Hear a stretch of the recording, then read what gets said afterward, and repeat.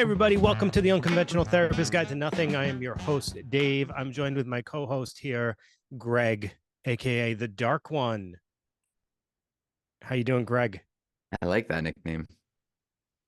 I don't know if it really hits the nail on the head, but I think if any of us is the dark one, It's Dave, you. you darkness Dave. No, it's you, Greg. You are The dark. alliteration. Gregs, you know a lot of dark Gregs. Yes, At least one, I I know guess. one right there. All right. Speaking of that, Dave, I think let's just get into it because I hear a little Oh, something in boy. your voice, maybe like a raspiness, kind of No, erotic, if you ask me. But no, really. it's you. It's, You it's, sound maybe you're a little under the weather. You feeling all right over there? yeah, it's not a raspiness. It's a nasaliness, Oh, well, welcome which to the is club because just, I have that every day. I was going to say, it's just more than usual. Yeah. Yeah. So, Dave, let me ask you a question and you answer it in that nasally voice. What word comes to mind when I talk about like the Victorian era? Well, not just like that's part of it, but like wrought iron gates and Spanish moss. Now, these are just my thoughts before even doing any research at all. Weeping willows and graveyards and bats and cathedrals covered in gargoyles, red velvet, like this dark, sort of opulent, ethereal aesthetic. Like, what are we talking about here? One of What your would wet you? dreams. Oh my God, that's not. Nope. Oh, my bad. Maybe I don't know, right? I mean, some of those things, red velvet, The way you were talking, that feels a little rough. it made me But very uncomfortable. sorry, but that's what comes to. So you don't think of anything sort of. I don't know. It's funny that you say that though, because I think Oh, that's you're right, Greg. A word is coming to my mind it right is. now. It It is. is. Is that word Gothic? Yeah, or goth. But you know what's funny though, Dave? All kidding aside. Yeah. Oh God. Oh, all What kidding the heck aside, was that? Yeah. I can't help it. I think that what's left out of this whole thing is maybe a little bit of sexuality. I think that's kind of a part of it, in a sense. I don't know. Why do you have to always sexualize everything, Greg? I don't know, man. It's just that's just who I am. Every time you look at me, every time you talk to me, Sorry. Am this I? I'm a gross person, Dave. you're I'm a grossing me out, gross man. I'm a gross individual. So, So what are you getting at here, Greg? well, I mean, I want to get into the whole Gothic debate, and what's interesting to me, first of all, and we'll get into this, is if you had to guess what's the predecessor, and what came first, Gothic or Goth? If you had to guess. I don't have to guess, so I know the answer. Oh, okay. All right. So Before you did any research, what would you have said? I mean, I would have thought Gothic Yeah, because we me think too. of like Victorian Gothic era, right? Yeah. And then we think But of but like I didn't kids. know there was an actual, yeah, which All right. you'll talk about. Um, it is the start of spooky season, Hmm. so obviously everyone knows that is a very exciting time of the year for me. I am sitting here feeling under the weather, but I'm still filled with joy. You know, I know why I'm filled with joy because I'm drinking. Oh man, it's all messed up in my camera. I'm drinking Mountain Dew Voodoo because that only Oh. comes out in the spooky season, and I am all jazzed up on Mountain Dews right now. Yeah, you are a proud sponsor of the podcast. It is not, because that would It be is not, nice. but hey, Mountain Dew, I drink your Voodoo every year. I'm I'm sure always that's guessing this mystery flavor, and this year I'm going to take a guess. I'm going to say it's Skittles. and Oh yeah, baby. taste the rainbow. It's the Okay. right. And for warning to all you parents out there, Tim Burton has been making your kids goth for years. And he's He been might doing be it. the originator. He might be the originating goth baby maker. Yeah, it's Tim Burton does really just nail down this aesthetic, and it's almost like he does his own thing where it's this stop motion, not in all, obviously not in all It's not movies. even, yeah, he does it. Yeah, I'm gonna get into it later, but like Tim Burton, is the man. he is Uh, very goth. it's awesome, right? So do you want me to take it from the top here? Big from the chorus. All right. So the origin of the word goth, right? Where does it come from? So we're gonna have to go back a little bit. Goth, it might be familiar to you in a couple different ways. I, to me, Proceed. Go I on. well, I was never thinking of it in terms of this, but the Roman Empire, you've heard of it, right, Dave? Oh, I think I've heard of that. Okay, yeah, no, well known. There were Germanic tribes that were a thorn in Rome's side towards the end. And these are barbarians, blonde hair, blue-eyed barbarians, make no mistake, which is not something you typically associate with Goths. I'm just from my point of view, right? You would think like this is completely separate from someone who listens to My Chemical Romance with the dark eyeliner, and I'm not trying to pigeonhole here, but this is what the goth is in my mind, right? So the goths that we're talking about historically existed on the fringes of society. You already just made an error. Uh, did I? Oh yeah, we'll get into it. Okay. So yes, musically and all that, right, and you're gonna clear up all that. I'm more of a history situation here. So the Goths that we're talking about, they existed on the fringes of society, and despite being, opposite to the mainstream, they would influence art, music, and culture for years to come, continuing now, obviously. So that is something that today's Goths share with the historical Goths, right? It's sort of this like fringe culture, but still very influential, right? So continue on with Rome. It splits into Eastern and Western Empire. And what happens there is in the West, the Goths and other Germanic tribes take over. And Rome eventually falls, and we leave the classical age and enter into the Dark Ages, and dark being an important, probably the operative word there, right? So Spooky. I know, and I'm going a long way, but this just hold on because this is important. Rome in its history focused with its art especially and its architecture on realism and proportion. You think of like the statues, it's very realistic looking. Unless, I mean, not everyone has abs and everything, but you know what I'm talking about. Proportion, use the columns and just really broad sort of proportional structures. That was kind of their thing, right?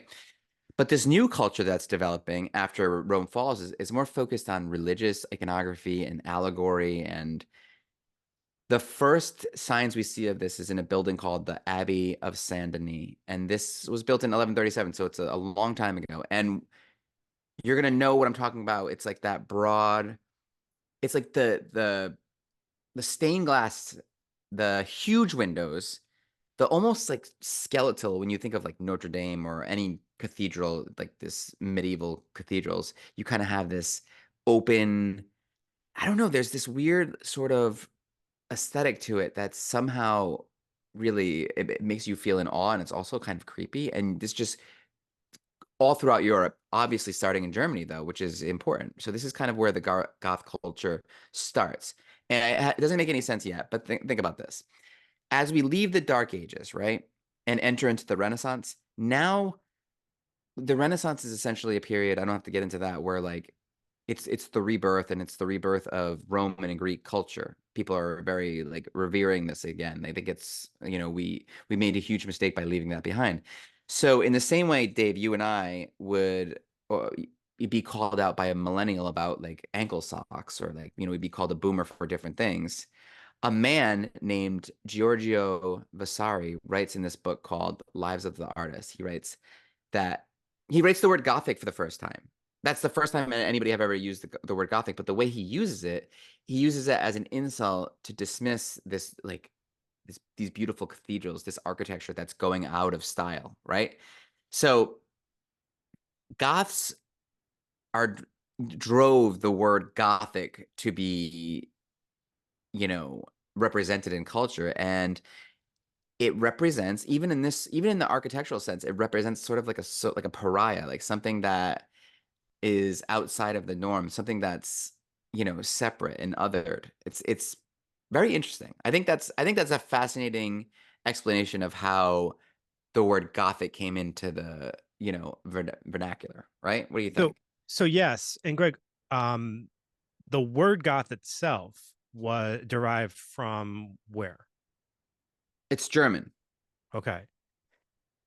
The have you heard of the Ostrogoths Yeah, and so the Ostrogoths and Visigoths? Visigoths. Yeah, Yeah. what are they all about? It's sort of the one's a Western, so um the Ostrogoths were Western in the Roman Empire, and then the Eastern side they were Visigoths. It's not really super important. Yeah. But yeah, they're factions. And it's Okay. not just that. There was like Franks. There's all kinds of tribes that, where they were at that period in history. Like you can kind of like look at the map and their names are sort of still represented over there. Mhm. It's interesting though. And I think it's interesting that the what we think of today as Goths exist from these ancient barbarians who similar like who kind of represented the same thing in society in a sense. Sure. Yeah, Who I think invented the word Goths? who invented the word Goths? Yeah. What does it mean? And what does it translate to?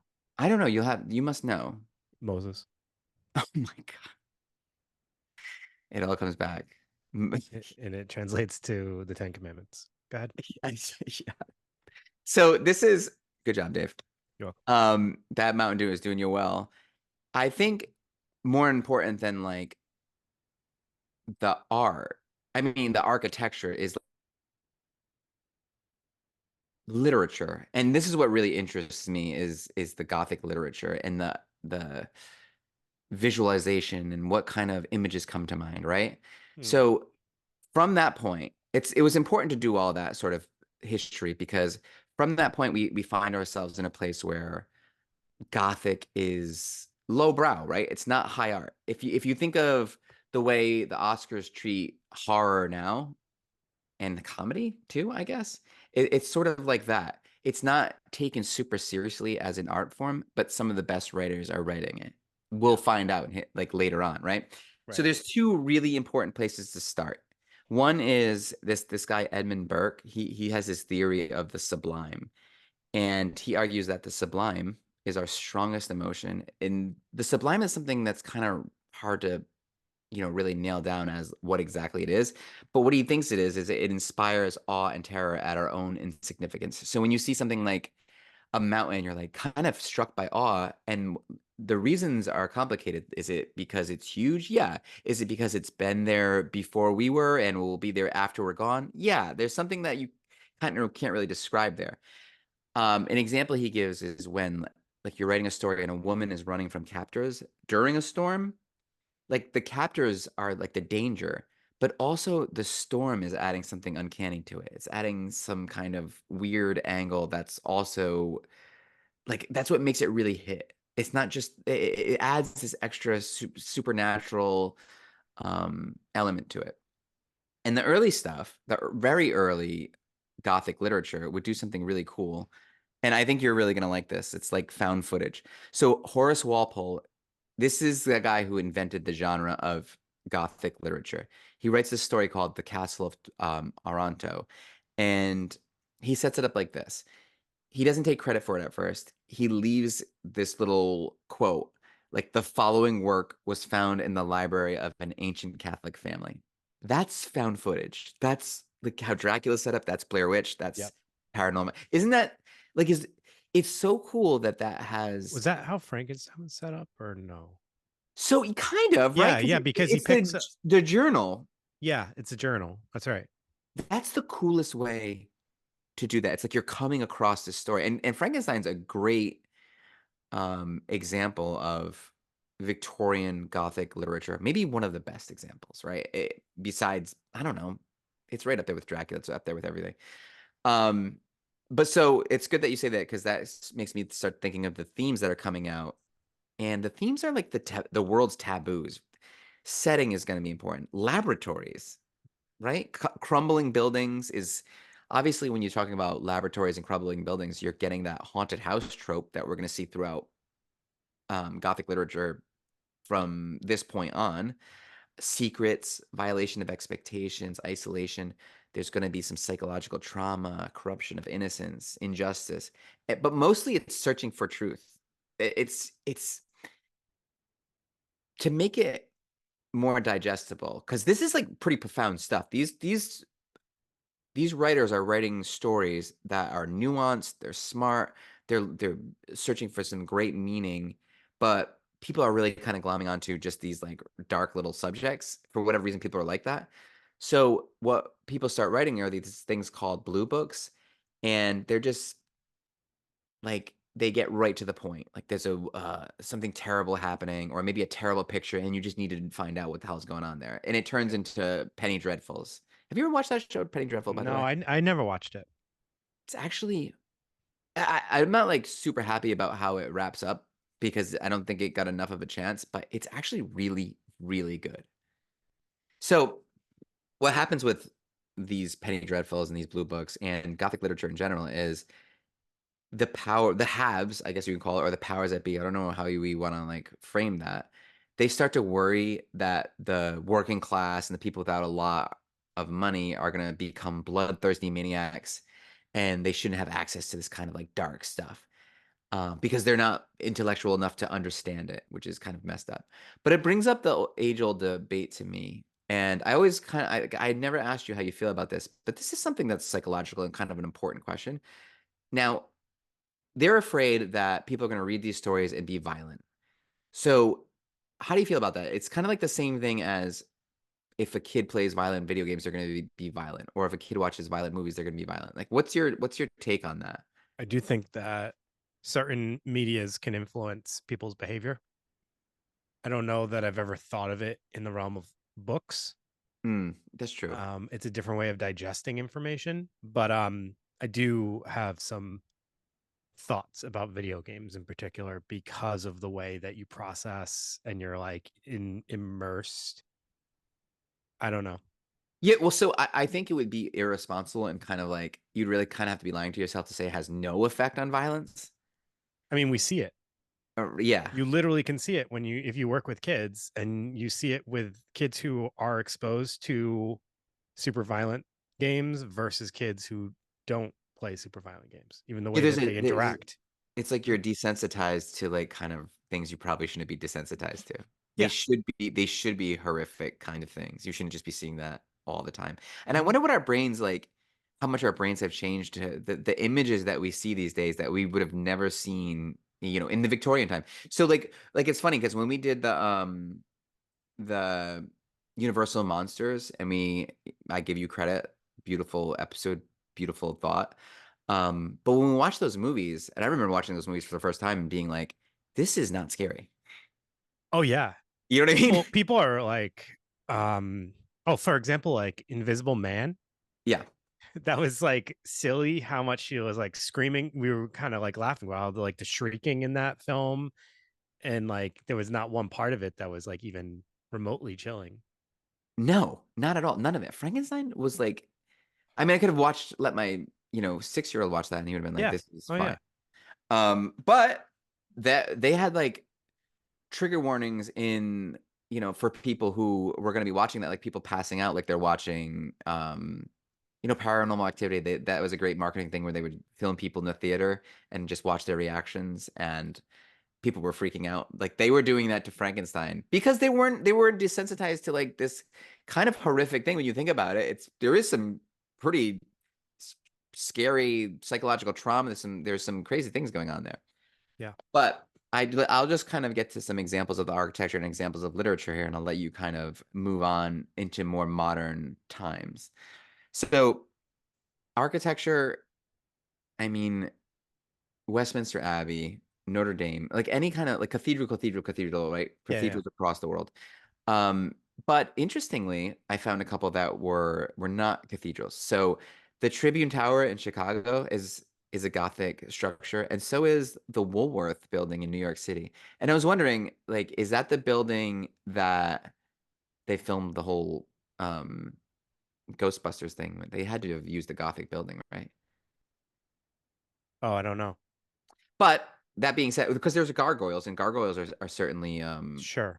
Sure. Sure. gargoyles are an interesting thing too. I had this um we did the dark psychology class at PC, and then for one of the classes we had one of these priests come in and talk about like his relationship with like evil spirits and all these things. And what he did was he started talking about gargoyles on buildings and like what their use was besides, I don't know, gutters.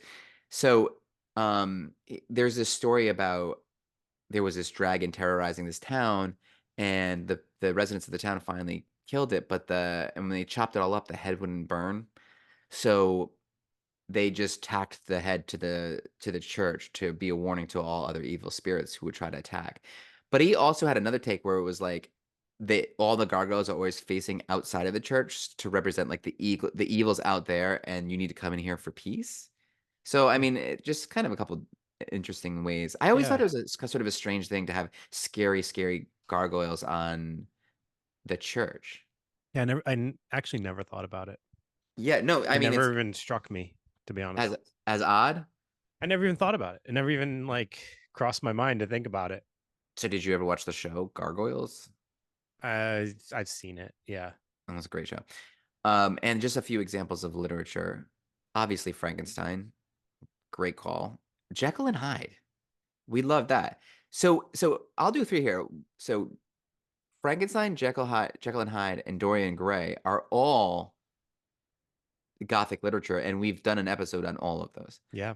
So that's pretty cool. I included Turner the Screw because that's Henry James, William James's brother, who is William James, the father of American psychology. His brother wrote some Gothic literature, which is cool. Jane Eyre is actually Gothic literature. People don't really associate that um, with kind of scary. Anything Dickens, I think Dickensian would be scary too. I mean, when you think about A Christmas Carol, that's got all the ghosts Sure. and yeah, Yeah. that's probably, and of course Dracula. The list can go on, but Dave, let's where do we go from here? Sure. So it goes from this architecture and literature, and then eventually becomes what we know as like a music Mm, style, right? Like a subgenre of music. And this really does take place in London very much, as kind of a result of a punk, like when punk started to kind of fade, like transition. So when, obviously punk was all about like anarchy and, you're fighting the government and rebelling against the government and everything like that. Um, so eventually what ends up transforming into is music that kind of reflects a darker side of it's more gloomy, atmospheric. And this is really starting to reflect what London starts to look like in the late 70s, early 80s. Um, because for London at that time, it's kind of a dark place. There's high unemployment, there's strikes, recession, and it's a really, really challenging time for young people. So the punk scene starts dying, and in comes this darker style of music. So the people that are kind of already, gravitating towards the dark are then drawn to musicians who are already kind of making this darker music. For example, like Joy Division, David Bowie, Bowie. even Alice Cooper could even be kind of linked in there. And I even heard like references to Kiss, who I would never think is goth, but they definitely kind of have like the aesthetic of it. Yes, Greg. Yeah, my cousin, shout out to Mike Charpentier, was obsessed with Kiss, and he was about 10 years older than me growing up, and we would have to go get him out of his basement when we were young, Yeah, and his basement would be covered in Kiss, like, I don't know, what would you call that, like merch, sure. and it was horrifying if I was, 9 years old going down there and seeing all this, like, because my father had put it in my head that Kiss, it was an acronym for Knights in Satan's Service, and I was Oh like, "Oh, yeah. damn. Yeah, Is they that did. So true?" that's kind of like right there is kind of the outsider looking in, kind of looking at Satanic it as Panic, like yeah. this is satanic or something like that. But it's more just a reflection of something that I think was kind of like brewing in society at that time, especially like I said in London, as the punk scene starts to die. Um, so, like I was saying, those are some bands that maybe would be associated with this movement. While I would not probably consider Kiss to be goth, they're more obviously like rock, like kind of set straightforward rock, I would say. Their aesthetic definitely fit in as did Alice Cooper. So the original forms of this music were less aggressive than punk.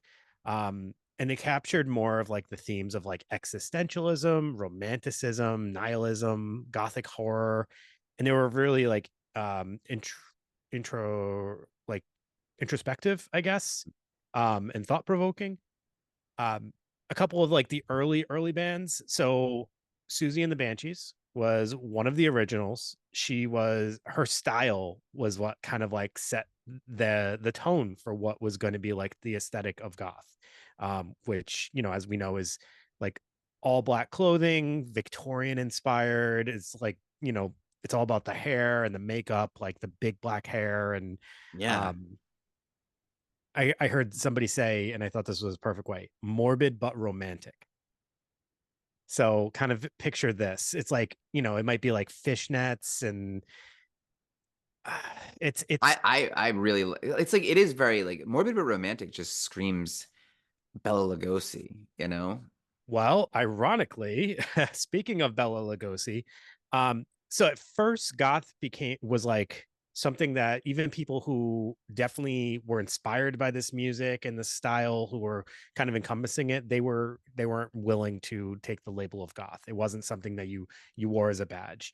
Then some bands, there were some following bands that came up, Public Image Limited, The Damned, The Killing Joke.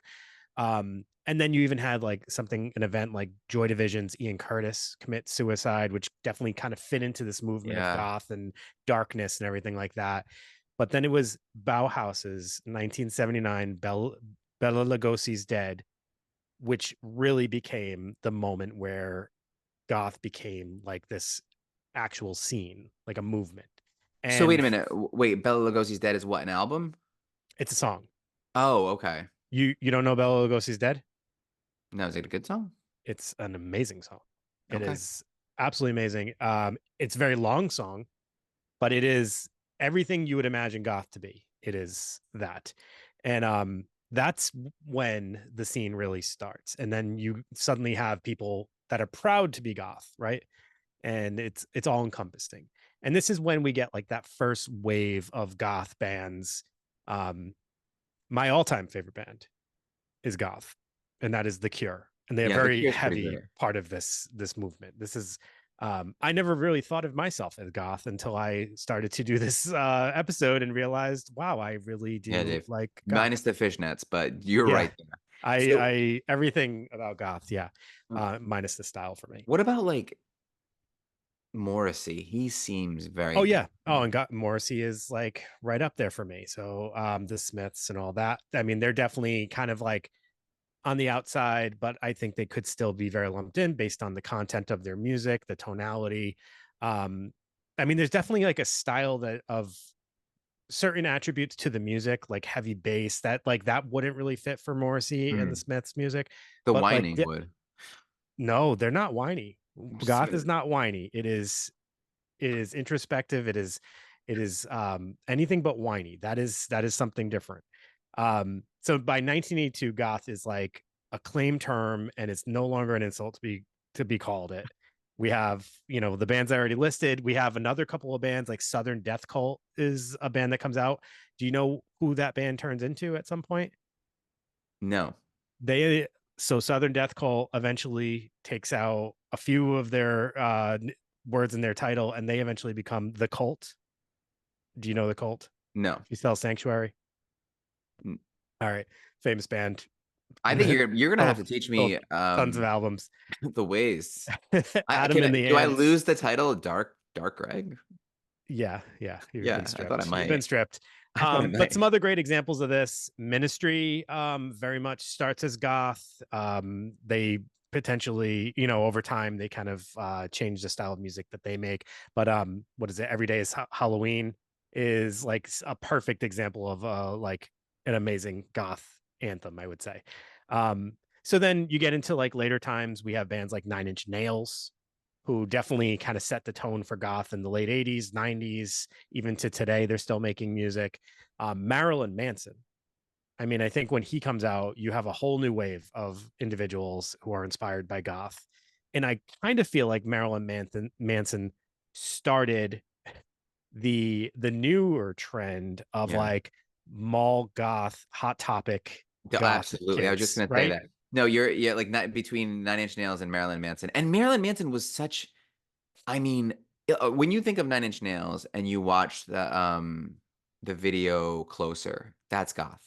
That's gothic. That's like a throwback to like Victorian gothic. And then Marilyn Manson is almost like this glam. It's like this glam So Bowie yeah. gothic. But there's such an influence to the point where like people were so concerned with this. This is the whole West Memphis 3. This is Satanic Panic for sure, especially Yeah. like the this is the tail end of it. But these are two super influential. This is goth for us in high school, right? This is Yeah. what we were experiencing as Yeah. goth. And it's so funny because like goth, I don't think there's any subgenre of music. There is actually, but they're not this big. Not a subgenre or a genre that's lasted the duration that goth has, is so scrutinized or like so controversial as far as like who's included, who's not included, what could be goth, what's not goth. Like I feel like there can be and there are so many debates about that, or even like Yeah, who claims to be goth versus who denies to be goth. I think even the Cure at some point have said like they're not goth. It's just coincidental that they've been linked to goth for so long. Things like yeah. that. Like I don't know any other music that we do that with. Like we never say like, oh, is Kanye West hip hop or is, like things like that. We would never question most bands as far as what genre they are, but like I feel that like that comes up so much in this kind of music and I don't totally understand why. Well, I think it's like it's something that I find very interesting about this is it again, like it always has like horror type stuff, and it gets this like it's not received the same way as like other music would be more respected or revered, where I think that this kind of music really is getting to the truth of things, and with the original literature was truth searching literature, and what's more truth than like pain and like sadness and Yeah. depression and like these Its connection to life and its connection to death is so close, right? yeah, And I think there's something about that is like scary but attractive to most people. And the people who claim to it and like embrace it, I think can sometimes scare off the people who are like, I'm sort of into it, but I don't know I want to go all the way. Right. So I think it becomes a thing where it's like, if you're one of those people that just toes the line, you might be a little bit more hesitant to just say, yes, I love that because you don't want to necessarily be associated with the people that are like heavy in it. Because the people who are heavy in it, especially in, I think what happens in like maybe late 90s to 2000s, goth becomes more of a style than it yeah. becomes a music, right? So, like we were talking about, like the goth mall kids, the hot topic kids, it was more about style than it was about the music. And maybe it's about finding somewhere to fit in too, like it becomes a it becomes a cultural, so it goes from this thing, so like punk was like counterculture, right? It's statement against mainstream. It's we're not going to go along with what you tell us, we're fighting against it. That's what punk is. Then it transforms into goth, and goth is a statement of these are the conditions we're living in. And it's also, again, it's a counterculture statement against the way mainstream society is, and right? Goths have always been counterculture, even for centuries and centuries and centuries and centuries Until it became until cool to be goth, yes, and right? then you ruined it. Then you ruined it. Yeah, Even though, I wouldn't say it's ruined. I just would say it's changed. It's not what goth represented in the 80s, the late 70s, early 90s. It's just changed. It's different. People join or become goth more as like I connect to this, I connect to these people. yeah. It's a statement, but it's not a countercultural statement because now it's part of the culture. Well, Dave, do you think it's like for forever everything's been like about positive psychology and trying to be happy and all these other things, but people who are gothic or a goth, they have like a more of a reverence for the darker things, which is extremely valuable. Keeps you morally responsible, and it reminds you what's important in life. It also keeps in mind the fact that you're going to die. I mean, when you see all this like darkness and we're wearing black, it's almost like that whole stoic memento mori thing. Like keeping an eye on that darkness is makes you more of a full person, right? Right. And, like, everyone else wants to push away the darkness, and these people are just people who are like, "I'm gonna accept that darkness is a part of culture and sort of, like, wear that a little bit as Yeah. represent that." Yeah, it's more than just a style, in all honesty. Even though Yeah. that's what it became at some point, it is more than just a style. It's a frame of mind. Mhm. It's a way of embracing or looking at life, but it's often associated with things that can be a little fringe. Cemeteries.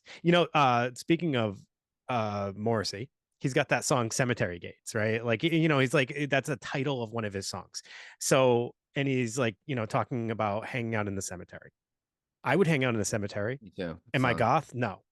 But but I think that's something a goth person would find to be goth, right? yeah, absolutely. Just like yeah. So it is interesting. And so there is definitely some like contemporary versions of goth music still. But kind of going back a little bit, like Interpol was more contemporary. Are you familiar with them at all? I am actually familiar with I Interpol. I'm a huge fan. One of my favorites. Yeah, I love Interpol. She Wants Revenge, I was thinking, was probably another band that I would say is goth. Um, Dresden Dolls. But then even more recently, goth has kind of transcended genres, cultures, race, and a lot more.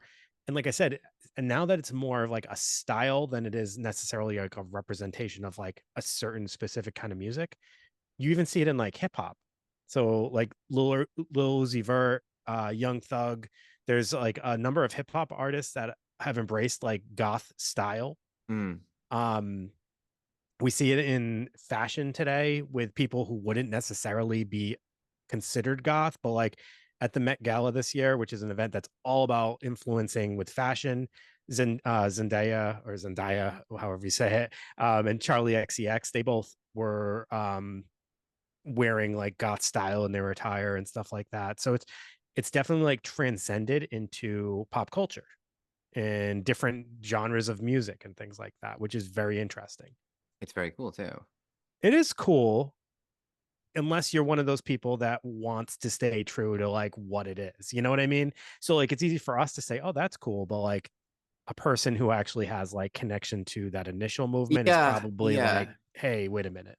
I understand that, but isn't it like I don't know.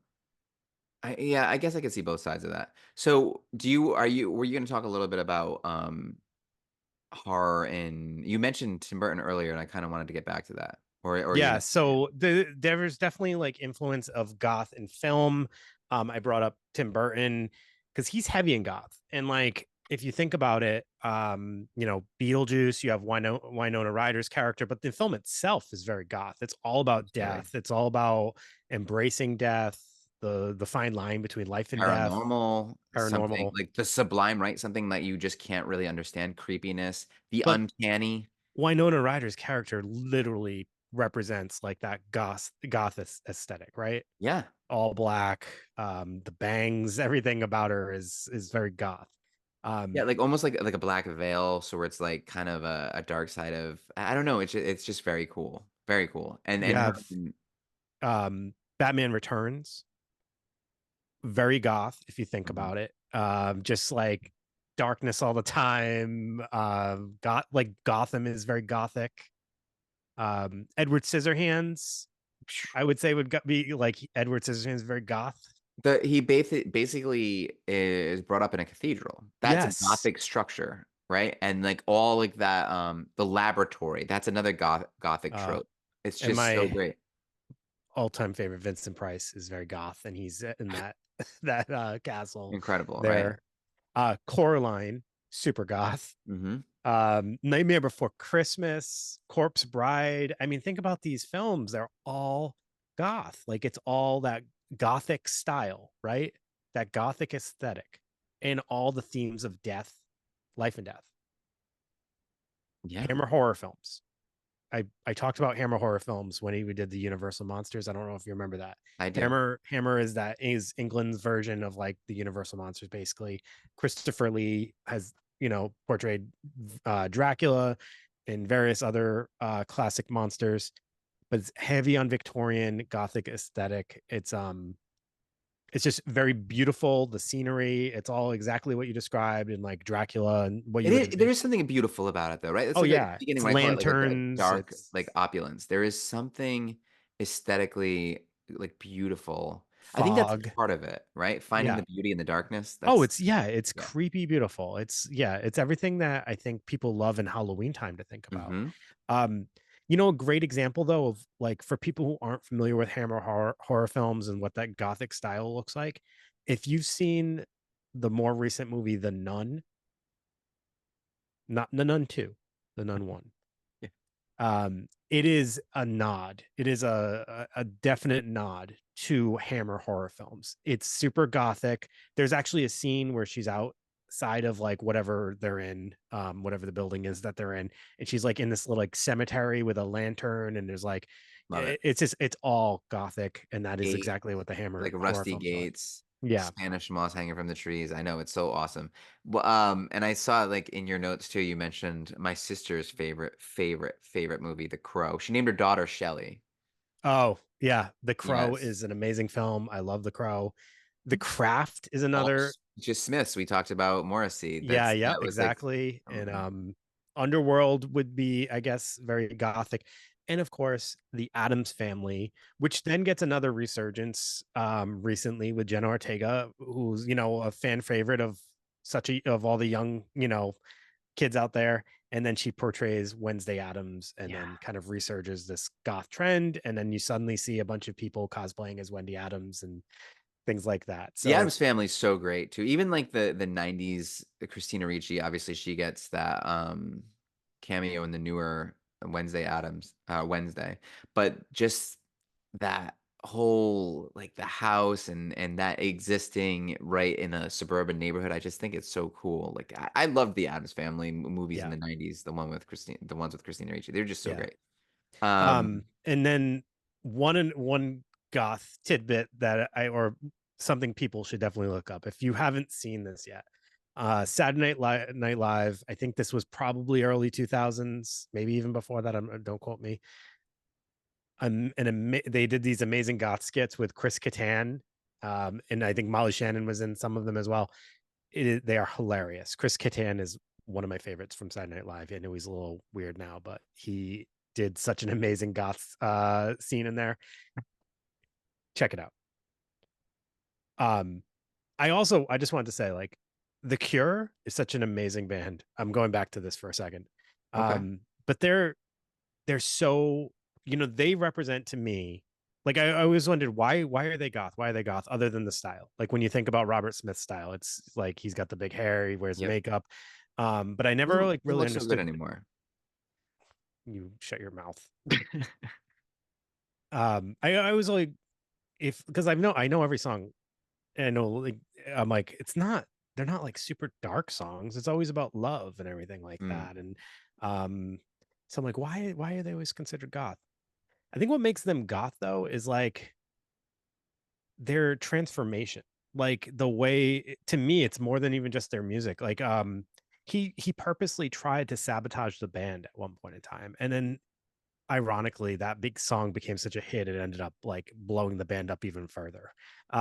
He wrote a whole album when he locked himself in a room and did like LSD, like like Yeah. things like that. It's like he's just so, I don't know. He's just so in his head, and he's always like, I feel like there's a part of him that like has like he's always overthinking or like High trying to like, emotion. his high emotion. Yeah, yeah. There's Yeah. something about him that's just he's so sensitive, but strong at the same time.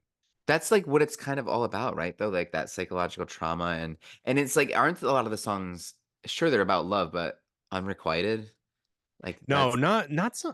Sometimes, not always with the Cure. I'm trying to think like examples of that. I wouldn't say it's always that, but he does have. There's always themes of love.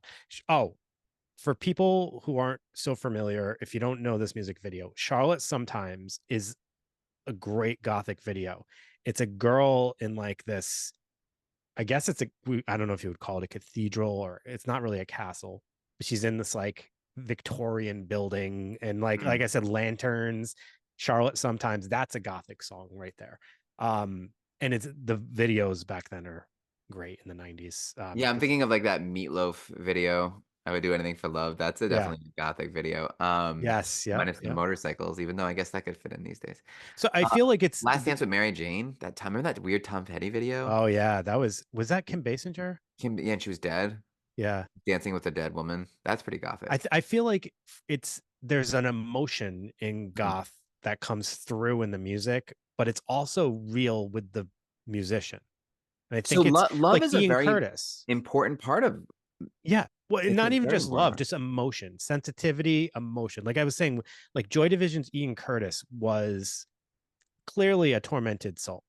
Like he was clearly tormented. Yeah. Um, he suffered from, I think he had epileptic seizures. And like I said, he ended up committing suicide at one point. But like clearly there's like an emotion that comes through in these artists. And it There's comes through two in their music. there's two really sort of gothic images that I think of, and we've talked about both of them. We've actually done episodes of both of them.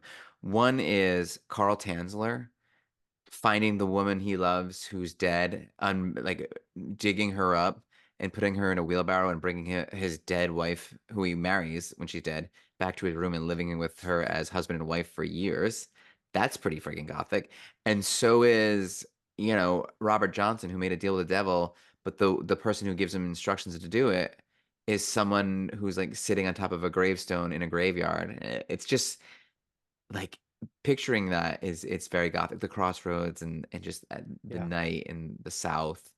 I don't know, it's all very interesting to me. You're right, though, there's something, and I think that's what the, Edmund Burke was trying to talk about with you just can't put your finger on it. It's that sublime. It's sure it's an emotion, but it's like awe and terror. So that's you're saying 2 things like awe, which is, you know, supposedly a good positive emotion, and terror, and it's essentially the same emotion. And that's what you get, like, this gothic sort of Yeah. feeling, awe and So terror. so what ends up happening though with the music itself is it becomes like any style of music, there becomes little sub genres of that style of music, and then it kind of transforms into all these different things.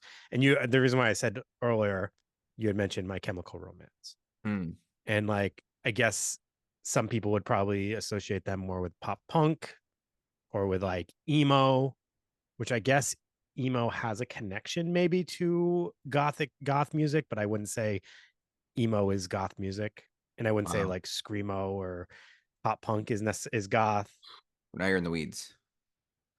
Emo So and goth I thought we were kind of synonymous. I guess no, not.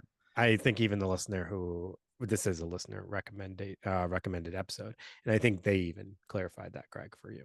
Okay. I'm a boomer, so it's hard for me sometimes. You grew But up with emo in the I emo time. You I just grew up with didn't listen to it. I don't think yeah, maybe you would say emo, No, I know we did, Greg. I'm the same age as but you. I think we would say emo, and maybe for just speaking for myself, obviously. I think that I See, would emo was more whiny. You said whiny. yeah. Goth is not whiny. Bauhaus was not whiny. The Cure is not whiny. See, you have a Emo better is whiny. grasp of it because you see maybe the music spoke to you and taught you more about this subculture than it did for me because I kind of wasn't involved in it. You were too busy listening to Leonard Skinner. I was listening to Chumbawamba. Chumbawamba. Yeah, no, I was listening to like Led Zeppelin and the Beatles and stuff when in high school for whatever reason that really was popular with my group of friends. Yeah. Grateful Dead, a lot of You Grateful Dead, were too busy wearing tie dye. Puka necklaces and That's right. You're hacky absolutely. sack You know what? You're with absolutely right. your Jesus cruisers on It's my toe ring. Yep. in your cargo shorts. Yes. Look, you're not far off. My 17 hemp necklaces. Yeah, with the huge bead, the size of a grapefruit. How was that bowl haircut that you had? Oh, I had a bowl haircut too. Yeah, well, hey, Not at that point though. Like I definitely had the bowl haircut, but left the bowl haircut behind in ninth grade. And I remember I stepped into ninth grade and everyone was like, "Wow, that is a different person." your hair fell out. No, it didn't fall out. That was like Oh, that was 4 short years later. oh I'm jeez. around, but I had some good years. I have to say, Had a good run with I that did have hair. a good run. So yeah. Um, so Greg, Mhm. what is it about goth that connected people? Is it the same today, the same reason today as it is back in the 80s or in late 70s when it started? What is it? I mean, it's to me, well, I can put it to you this way. I this whole researching this whole thing made me think of this book that I read, well, half of it, and it was about this guy. It was kind of like a traveler's journal, And it was this guy who, instead of taking his family to places like Disney and all kinds of places, he took his family to places like Hiroshima and Auschwitz and just all these really dark places, and I thought it was so interesting.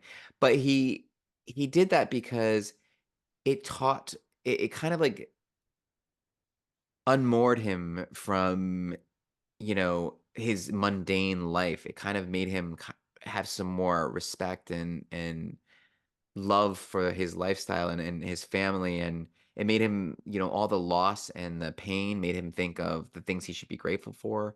And it just kind of, that whole idea, almost like Jungian shadow work, where you shouldn't be pushing behind, shouldn't be pushing away all the darkness. Sometimes you got to, like, look at it a little bit, keep it a part of your life, so that you don't forget. And sometimes the darkness is useful. It's a useful part of you. It's part of you. So um, I mean, that's kind of what it still represents to me. That's always something that people should revere as a part of the human experience, but have, like, a healthy respect for, and keeping an eye on it helps us be careful with it. It's almost paradoxical, right? Like, the Mhm. people who are always trying to, like, when you watch these, like, scary, not scary, but, like, when you watch, I don't know, like a modern movie about this kind of stuff, and maybe, you know, the the person who's the, what would you call them? Like a preppy or rich kid, the well put together kid. That's usually the darker figure.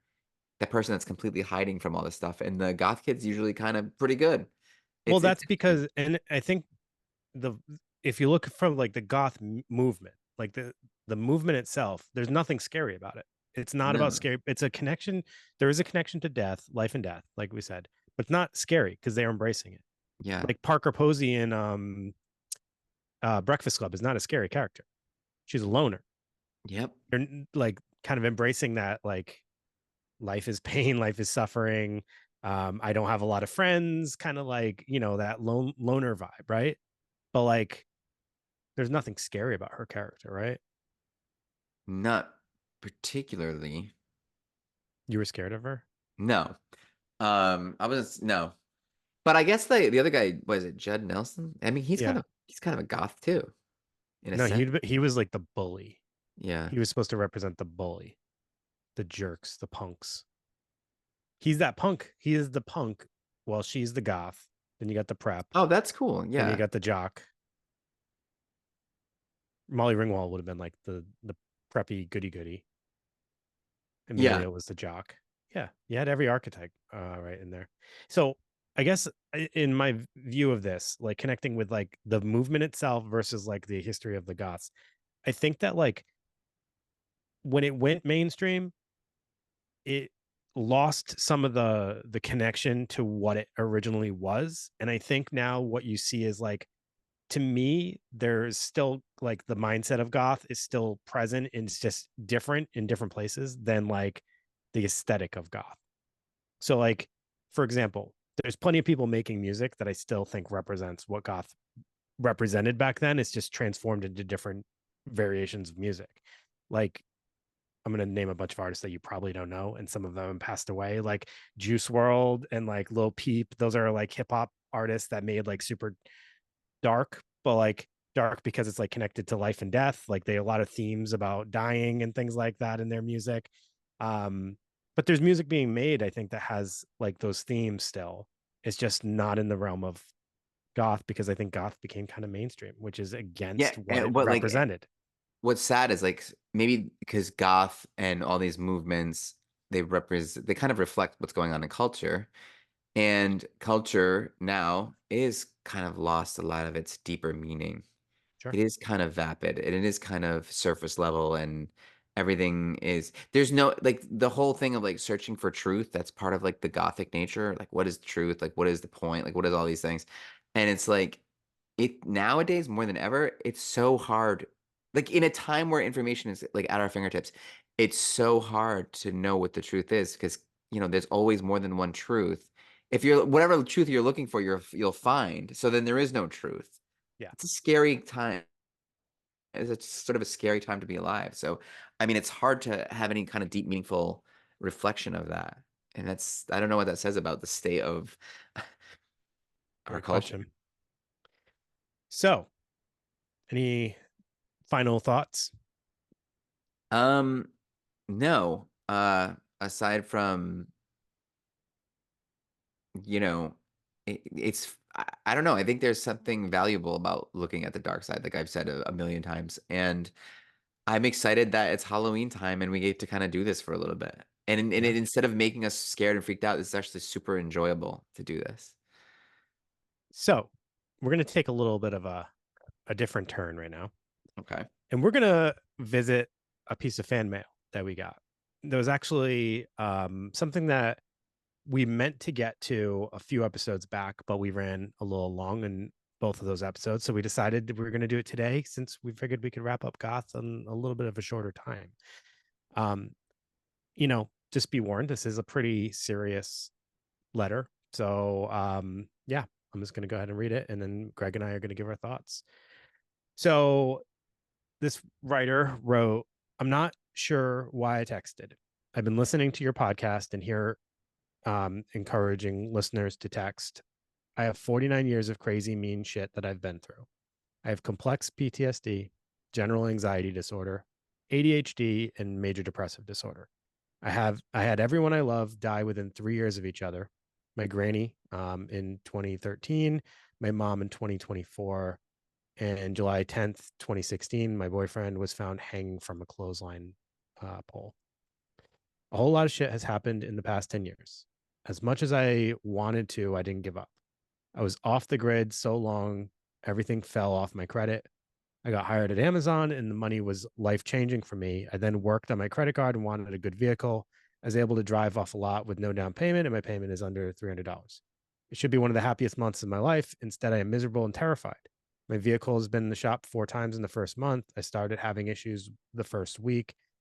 It's just been a nightmare from the beginning, and now all I want is to take this Buick back and put me in something that I'm not going to have problems with. I'm on the verge of losing my job at Amazon, having daily anxiety attacks. I don't have any family to help.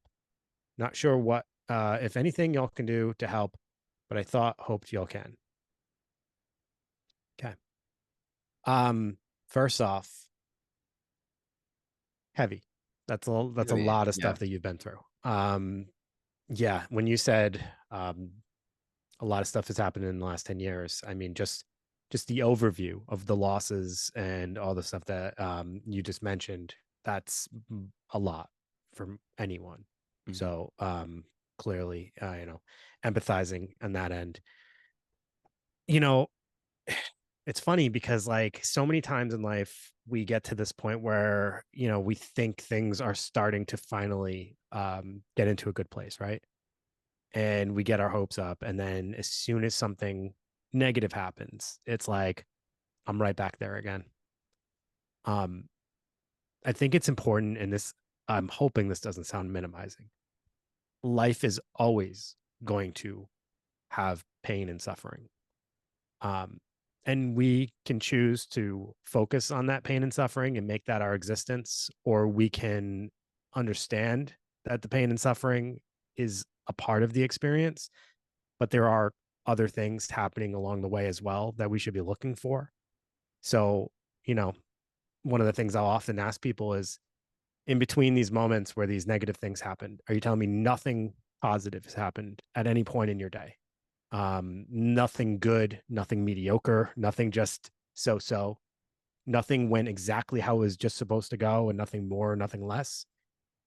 I would assume that at some point maybe you would have had one of those experiences. And the thing, when you start to look for those things, what you do find is they're happening way more often than you even realize. It's just our human brain is triggered to and like wired to just look for those negative Mm. things, The right? negative bias, yeah. It just always. So that's for all of us, first of all. But, you know, not to take away from anybody's pain and suffering, because any of those things would probably, be enough to, cause a person some distress. But it's important to remember, you can either choose to focus on those things and let those things become your existence, or you can, like I said, kind of move forward and start to continue to try to look to the future and that next positive thing, or the next thing that just went okay, and try to keep going forward and continue carving your path in life, knowing that at some point there's going to be bumps in the road. At some point there's going to be some troubling event that's going to happen. and that's okay. That doesn't mean that has to end your journey. That doesn't mean that just because, the car's in the shop, that everything's going to go down the tubes. We have to understand that like that's going to happen, and then all this other stuff still needs to like be taken care of along the way. I still need to move forward. That is a lot though. So, I hope that this, like I said, this was a few weeks that this was written to us. So I hope that this person is still kind of continuing to go forward and not allowing those road bumps to completely block their way. No, Dave, that's actually really well said. And the only thing I would add is that we have been thinking about you. I hope that you understand that the nature of the text feature does not allow for us to respond back. So we couldn't have done that if we wanted to, and we would have if we could have, that's for Yeah. sure. Um, Yeah. Ideally is like, if anyone listeners are like, why are they reading this out loud? This sounds like a private conversation. We can't text back to yeah. someone that goes writes to the fan mail. So this is the only way we can communicate with that person that wrote this. Yeah, and we want you to know that we listened and we thought about it and we're thinking of you and we're hoping, the best for you and you're not alone. We talk to so many people who are going through similar situations and we're all kind of in this together and to just keep pushing forward like Dave said and try your best. I mean, you have to understand too that like you do have that agency that you use to sort of get yourself off your feet and get a job at Amazon and get a job, get a car and not have to put any money down. Like these are all incredible accomplishments that you were able to do. So like let's not like discount that and try Yeah. to parlay that into something else. I mean, that agency is what's going to keep you going. Like that finding what's important and just keep working towards that. That's Rather than looking at those events as things that are like finalized, those yeah. events are actually just proof that you can achieve, you can continue to make improvement to your life. Like the Amazon job, even if you lose that job, which hopefully you don't, and hopefully you didn't. But if you did, that does not mean that that is the final job you will ever get in your life. That is actually Yeah. more of a just uh, a moment that happened that kind of showed you can get a And job everything and and earn good everything money. that you go through is making you stronger. And then it's hard to see that, but The panic attacks are a product of a couple of things, right? So fear, right? It's all that what ifs. And if you're Mhm. constantly focused on everything that's going wrong in your life, I can only imagine what those what ifs must be looking like, right? Like, oh my God, I'm going to lose my job. Oh my God, my car is like, going through all this. I'm losing so much money through all this process, all that stuff. That's where, that fear comes in because it's like, what is going to be, what's going to happen next? What's going to happen next? That's why it's like really important that like we're talking about reframing the way that you look at life, reframing the way you're looking at your days, trying to find those moments of positive. Even if that moment of positive is you go through a drive-through to get a coffee and your coffee's actually made the way you ordered it. Honestly, that's an achievement right there. Because how many times you go there and it's like the wrong thing on a day you really needed that coffee, right? Um, so like those moments are things that like help us kind of remember, like, all right, not everything's going to shit. What else do you think about the panic attacks, Greg? What would I be a mean, word of advice if someone's telling you have the panic attacks? I know you're so good with that stuff. well, I mean, the way I view panic is just never retreat from it. Always, oh, never let it slow you down. And every single one you have is an opportunity to never have a panic again. Because every time you retreat from it, it's signaling to your brain that you're right. There's a lot of negativity out here, and it's almost like that's just trying to protect you. That panic is just trying to protect you. But you have to sort of get in the frame of mind of I don't. Thank you for trying to protect me, but I have things I need to do, and in order to change my life for the better, I need to get out there and face these things. Yeah. It's so hard. I would love to have like a sit down conversation with this person. I know we would both like to, and just kind of like really kind of hear what they have to say back to these suggestions because it's like when we could take the conversation in a different way. But um maybe it's enough to know that we're hearing you and we do care. And we're like I really do believe, Dave, like every time it's literally to the person where like this gets hard, right? We spend a lot of time putting these episodes together and we both have full-time jobs. We don't it's not like we're rolling in it. We don't do this for the money, that's for damn sure. Um so when someone like we do care about every single person who reaches out, and we talk about it, and it's like we are kind of all in this together. So you got a community here of people who really are looking to feel, better. You're not listening to this podcast if you haven't ever had any bit of mental angst, right? I mean, you're Right. just not. Right. You just wouldn't find it. So you're in a community, and we hope things are going well for you. And keep us updated. And if you want, message the either email or Instagram. That Yeah. might be utgnpodcast@gmail.com if you want to email us. All right. And Greg, we also had a couple of people write reviews, so you definitely want to give them shout outs as well if you want to read those. Okay, so this one is from Jennifer Rhodes, and she says, I came across this podcast while taking a theories class in grad school last year. I listened to the Freud, Adler, and Frankl shows as a supplement to my weekly lectures. Well, I was hooked. Now I listen for the joy of learning. I am a seeker and take your suggestions on diving deeper into each topic. Thanks for the ACT podcast. I am also in recovery, and acceptance is a big part of moving on and finding new meaning in my life today. Yes, all that happened to me, but look where I am because of that.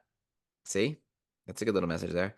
I Yeah. sought out this path to help others suffering from substance use disorders and other mental health issues. This is a way to get out of the darkness. Love you guys.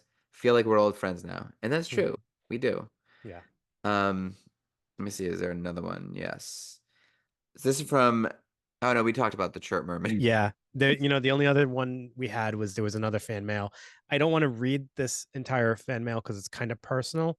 But I just want to give a shout out. It's from a returning fan mail person from uh Winder, Georgia, who just kind of wanted to throw out a recommendation. And like I said, I'm not gonna actually I can throw out what his recommendation was.